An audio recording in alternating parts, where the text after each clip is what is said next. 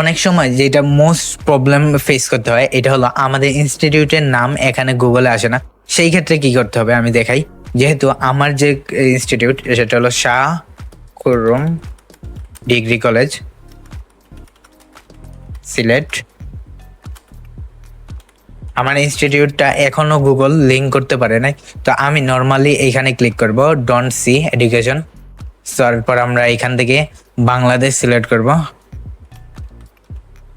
Bangladesh select করার পর আমাদের ইনস্টিটিউটের নাম সার্চ করব, এইটা লিখলাম, আমাদের ইনস্টিটিউটের নাম লিখলাম। অ্যান্ড আমাদের ইনস্টিটিউটের একটা ওয়েবসাইট দরকার হবে এখানে। কারণ আমাদের ইনস্টিটিউটের কোনো ওয়েবসাইট নাই আমার সম্ভবত জানা যেটা। তবু আমি দেখি আমাদের ইনস্টিটিউটের কোনো ওয়েবসাইট পাই নাকি। ওই ওয়েবসাইটের লিঙ্কটা জাস্ট এখানে দিতে হবে। আই থিঙ্ক এইখানে পাবো।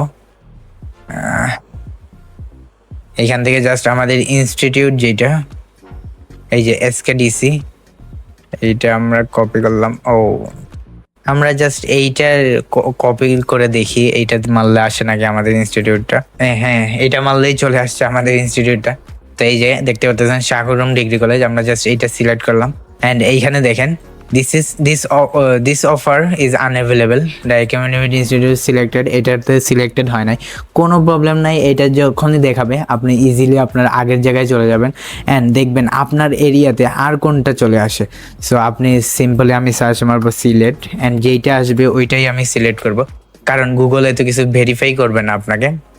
আমি দেখাই আপনাদেরকে, নিয়ে দেখাই। লাইক আমি মদন সিলেক্ট করলাম, মদন মাহান আমাদের কবি, আমার বাসার পিছনের কলেজ। তো যাই হোক, মদন মোহন কলেজ সিলেক্ট করার পর এখানে আমি আমার নাম লিখবো। অ্যান্ড মেক শিওর আপনার আপনার স্টুডেন্ট আইডি কার্ডে যে নামটা থাকবে ওই নামটা লিখতে হবে।